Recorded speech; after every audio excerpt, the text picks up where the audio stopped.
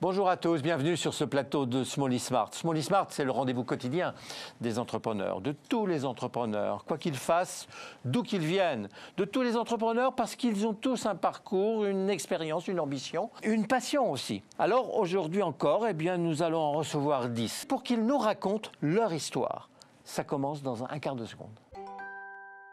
On commence l'émission avec Pauline Dorgeval. Bonjour.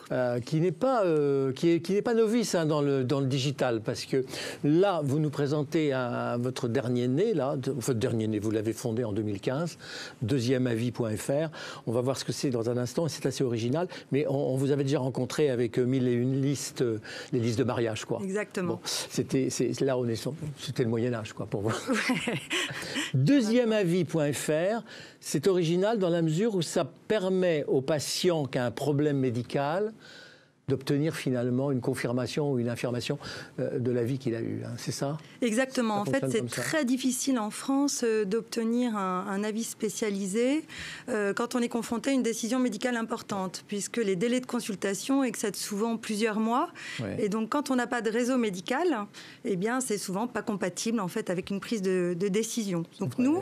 Et le médecin en général, il n'est pas très chaud. Vous donnez la. Et alors après, il y a un autre sujet. Bon, mais donc en tout cas, nous, ce qu'on permet, c'est on permet à un patient avec son dossier médical de le transmettre sur une plateforme numérisée. Ouais. On a pré-référencé en fait par maladie, par pathologie, des médecins référents dans leur domaine et donc qui peuvent analyser le dossier et donner un avis en moins de 7 jours, alors que leur délai de consultation donc excède souvent plusieurs mois. La réforme du système français qui a créé un médecin référent qu'on doit notamment consulter en cas de pépins graves fait que la décision est quand même mutualisée un peu, non, chez nous?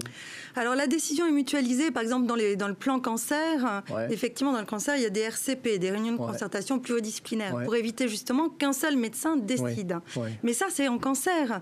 En orthopédie, c'est un médecin qui décide.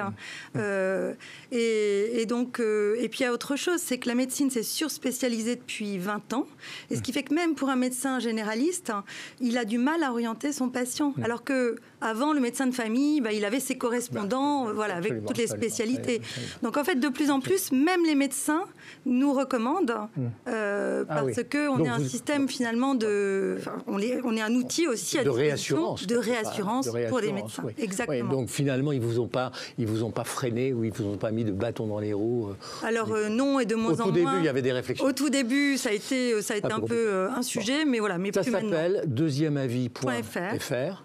Ah, donc quand on est à côté de Doctissimo, on va voir deuxièmeavis.fr. Voilà, ou en complément de Doctolib ou d'autres services de téléconsultation. Exactement. Merci beaucoup. Merci à vous.